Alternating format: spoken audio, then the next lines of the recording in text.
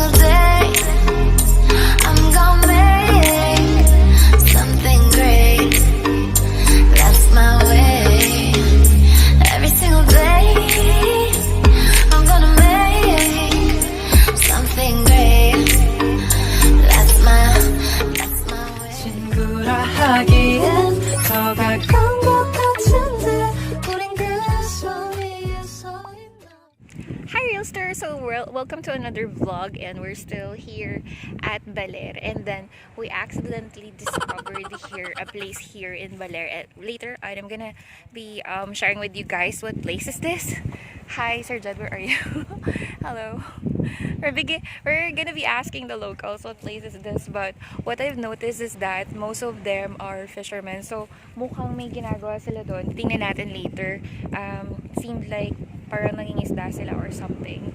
So I'm gonna be showing you around what else is to see here, but definitely the place is really amazing, guys. Alright, so I'm back again, guys. So natanungin natin kung ano lugar to. So we're currently here at Charlie's Point. So if you guys are familiar with the movie Apocalypse, dito shoot yung dito yung shooting site nun. So we still have Jedstar at the back. Okay, so siya po talaga. Gusto nyo pa mag-take over siya sa channel ko? If you guys want, please comment down below.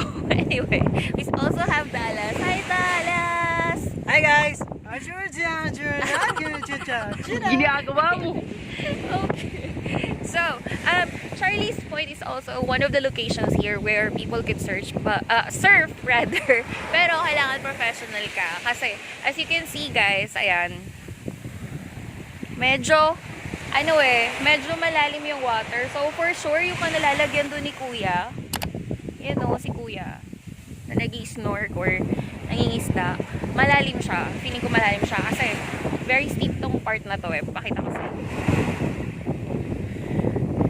There you go. It's very steep. Tapos, ayan. Pupunta sila dun sa part na yan para mangisda. Ayan. Look ko, may mga waves na and all. Gosh, ang ganda talaga dito, guys. Sobra. Looks so cool. Wow. Okay, so ayun, we have to go back na. Sayang hindi natin ma-explore yung waters ng Charlie's Point. But then again, bilang hindi naman ako kagaling lumangoy, no? Okay lang naman yun. Same waters naman yung pupuntahan natin because we're gonna go back to Lipit Beach right now.